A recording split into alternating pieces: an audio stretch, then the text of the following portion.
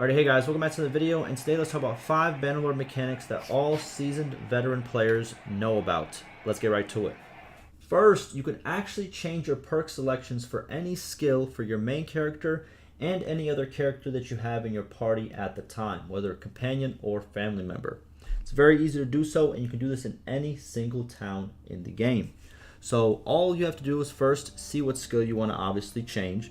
Let's do riding, for example, right? So let's say I want to do nimble speed, and I want to do well strapped instead of full speed and veterinarian, right? I made a mistake. Or the game has progressed, and I think that that will actually work better for me, right? So go to any town, go to the arena, go enter the arena, and talk to the tournament master, usually spawn right in front of him. Now, you want to go to the 4th option that has to do with teachers and can you help me find one, right? Then you have 2 options. Well, you're only going to have 1 option if you have no companions or family members in your party. But if you do, you're going to have 2 options. First one is for your main character, and the second one is for any other, members in your clan. But they have to be in your party for this to work. So as you can see, if I click the second one, I can change from the 2 guys that are currently in my party. But I want to do my main character, so let's pick the first option. Let's go in endurance. Then let's go on riding, which is the one we want to change. And now he's going to give us a price. Now this price is calculated like this, right? So the price that you're going to pay is 40 dinars per level you have in the set skill. Okay, so we had 104 riding. So it's 104 times 40, which gives us this number right here. So the more skill levels you have, let's say I have 300 riding, I'm going to pay a lot to redo that. So the longer you wait, or if you do it later in the game, it will cost you a bit of, dinars. But it is worth it if you do want to get a different perk that will obviously pay off in the long run. So let's say, yes, I'm sure. You pay the amount. You say thank you. You leave. Let's leave, and let's go back to our character selection. And as you can see, now we can repick our perks. So we had, if I'm not mistaken, we had full speed. So now we're going to do nimble speed, and pretty much just do the opposite that we had. Very simple, very easy. Second, you can actually get the tournament prize without winning the tournament. Now, this is kind of a way to game the system a little bit. The devs have kind of tweaked it, so it's kind of not as successful as before, but you can still do it. So what do I mean by this? So whenever you join a tournament, if you have any of your companions and or family members, as you can see I have about 7 right over here, in your party, they will also join the tournament. And if one of them were to win, let's say you lost in the 2nd round or you lost in the 1st round, if one of your companions are to win, then all of a sudden you will still get the prize in your inventory. So you don't actually win the tournament, you don't get the renown and all the extra stuff, but you do still get the prize. Now, if you pick good companions with very good fighting skills, and also if you want to armor them up, it will increase the chances of them winning said tournaments. But I would suggest you don't arm them up, because if you have deaths enabled in your campaign, they might die. Not because of the tournament, but if you're traveling and you get into a fight, there's a chance that they can die. So just make sure you have good companions with very good fighting skills. If you're looking for good fighting skill companions and you don't know what their surname or last name is, I have a good companion video for you to watch. It's going to be down below in the description. But let's go through the tournaments, and I'm going to show you exactly what I mean. So let's go to Arena, join the tournament. And as you can see, within all of these guys that join the tournament are my companions. They're all over the place. So you can skip through this. Let's join it. So let's quickly win this.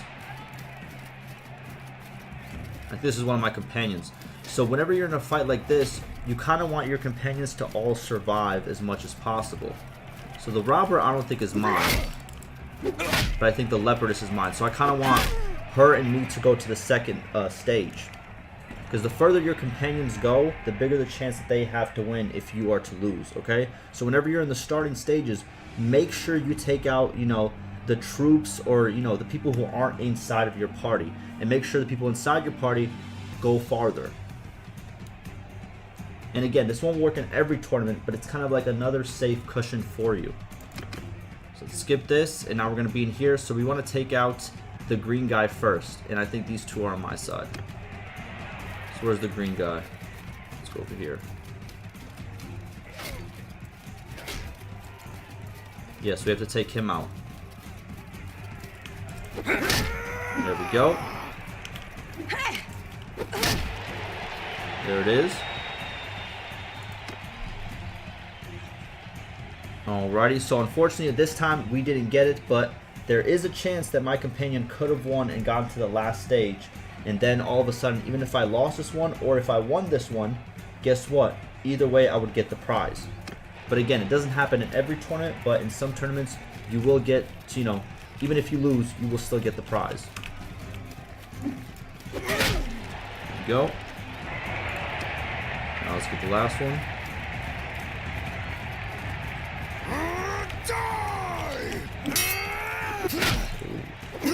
Oh my god. That was close. Whew. And there it is.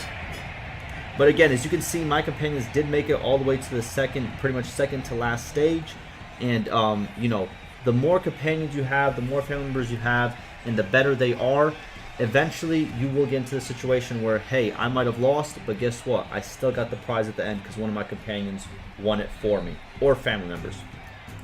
Third, staying on the topic of tournaments, if you didn't know, you can actually get a passive +1 renown per day if you are the top, pretty much, tournament master or tournament player, whatever you want to call it.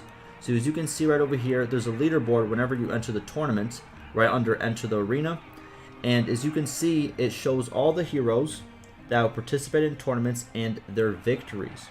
Now, if you were to climb up this list and get to the first place, as you can see, you will be considered the champion and you will get +1 renown per day. Now, you don't actually have to get the most victories. Let's say, for example, I got to 25 or even 20 victories, right? And then let's say over time, some of these guys died off in battles. And also, let's say my axe slipped and, you know, hit their neck. All of a sudden, your 20 wins, if these guys are all eliminated, makes you the champion. Just a thought. Fourth, you can actually follow people in Bannerlord. And what I mean by follow is, all you have to do is just click on them once, and your character will forever follow them instead of having to constantly click where they're going, right? And on consoles, again, it's a little bit different, and it's a little bit different buttons. But on PC, how you do it, and on console, I'll show you how to actually figure out what button it is for you. Let's say, for example, we want to follow this guy right over here, right? So as you can see, whenever you hover over this, it shows you all of his stats. All the way at the bottom, you'll see it says press left alt plus left mouse button to follow. Now, on consoles, I'm pretty sure it tells you exactly what button to press to follow as well. Now, why is following important? Why would you want to do it? Well, there's a quest called Escort a Merchant Caravan where you have to follow a caravan. And if you use this, it's a lot easier than actually having to keep clicking on the map exactly where you want to go. And also, let's say, for example, I want to follow this guy, see if he gets into any battles. And once he gets very low, I can attack him, right? And I don't have to keep clicking and keep running after him. Or you can follow big armies. I know there was a big fight right over here. You can follow a huge army until they get low to attack them, or see where they're going to go, see who they're going to fight, and stuff of that nature. So let's say I want to follow this guy. I'm going to click left alt and left mouse button. And as you can see, now I'm following him. I don't have to click anywhere else. I don't have to do anything else. My character will always follow him unless he enters like a town or a castle. Then it's going to reset and you're going to have to follow him again. But this way, you don't have to actually consistently keep clicking on the map. Fifth, a good way to see what will sell very, very well inside of any town is to go to its production. Now, how do you go to its production? It's very simple. Go to the trade menu. And now right here at the top next to the name, you want to go to this hammer. Now this hammer is going to show you two things. It's going to show you the villages that are connected and what they produce, and also the shops in the town that will produce goods as well. Okay, so things that sell good in a town are things that usually are not brought in by villages. As you can see, hogs and hardwood. and also stuff that's not produced in workshops inside the town. Now, as you can see, a tannery is listed, a wine press is listed, and a wood workshop is listed. So now, if you're wondering, what do those create? Well, here is a nifty list that I made for you guys just to use as reference, so you know exactly what each shop makes, so you can see what to, pretty much choose to sell. You want to sell stuff that they do not produce, because that means that they are in low supply, because stuff that they do produce and stuff that the villagers do bring in, technically they're always going to have a constant supply of it, so the price will stay low. So if you want to sell something for very high, you have to get something that they don't always have being brought to them.